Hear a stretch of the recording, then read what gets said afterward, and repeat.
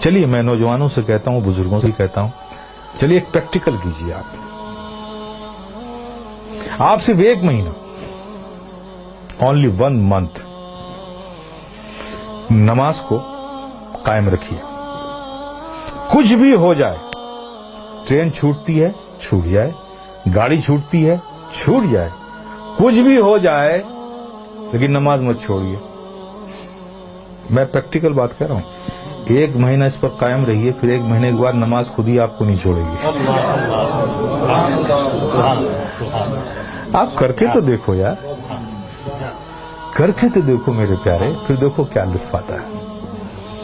آج تمہیں سایہ بھی ڈرا رہا ہے نا, سایہ سے بھی ڈر لگ رہا ہے نا, نماز کو اپنے سینوں سے لگا دو. خدا کی قسم ظلم و تشدد کی کیسی ہوئی آندھیاں بھی چلیں گی نا, اس سے بھی خوف نہیں آئے گا تمہیں.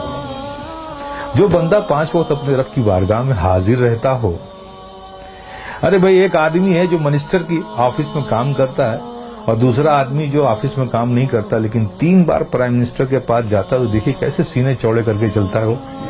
اس کا آنا جانا پی ایم کے وہ آفس میں ہے. دیکھیے اس سے لوگ ملتے, ارے صاحب یہ پی ایم کے یہاں, اس سے پی ایم سے تعلقات ہے, پی ایم کے یہاں آ جاتا ہے, ہمارے پریزیڈنٹ سے اس کے تعلق. دیکھیے کتنا بے خوف گھومتا ہے اس ملک میں. اور تم, اللہ نے کتنا فضل فرمایا کہ 5 وقت تمہیں یہ سعادت نصیب کرتا ہے. میرے بندو آؤ میری بارگاہ میں, جب تم کھڑے ہوتے ہو تو میں تمہیں دیکھتا ہوں, تمہاری عبادت, اور ایسی حالت میں کھڑے ہوتے ہو, ایسی حالت میں کھڑے ہوتے ہو. چونکہ میں دیکھوں گا نا, تو میں جسے دیکھوں اس کی حالت بھی تو ویسی ہو.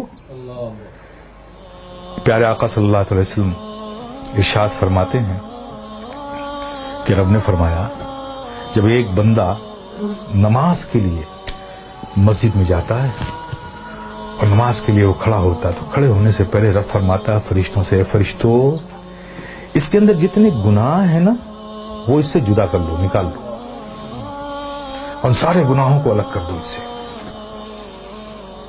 فرشتے اس کے سارے گناہ نکال لیتے ہیں.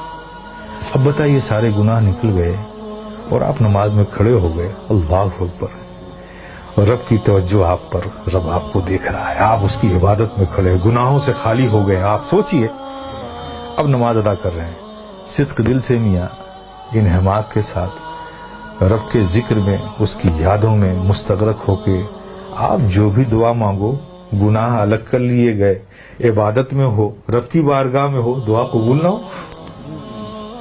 لیکن دیکھیے ہماری مادیت کا اثر دیکھیے کہ وہاں بھی ہمارا ذہن بھٹکتا رہتا ہے. آپ سمجھ رہے نا. پھر اس کے بعد کیا ہوتا ہے, جب وہ بندہ نماز سے فارغ ہوتا ہے, کتنی بڑی نعمت ہے آپ سوچو.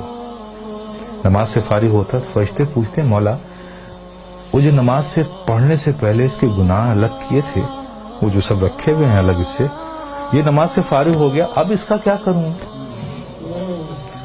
اب اس کا کیا کروں. تو رب فرماتا ہے, جب تم نے الگ کر لیا ہے تو الگ ہی رہنے دو. آئے ہائے, کتنی بڑی نعمت سے ہم محروم ہو رہے ہیں, خدا کی قسم ہے. اس لیے میرے عزیز, میرے پیارے, یہ بہت بڑی نعمت ہے, بہت بڑی نعمت.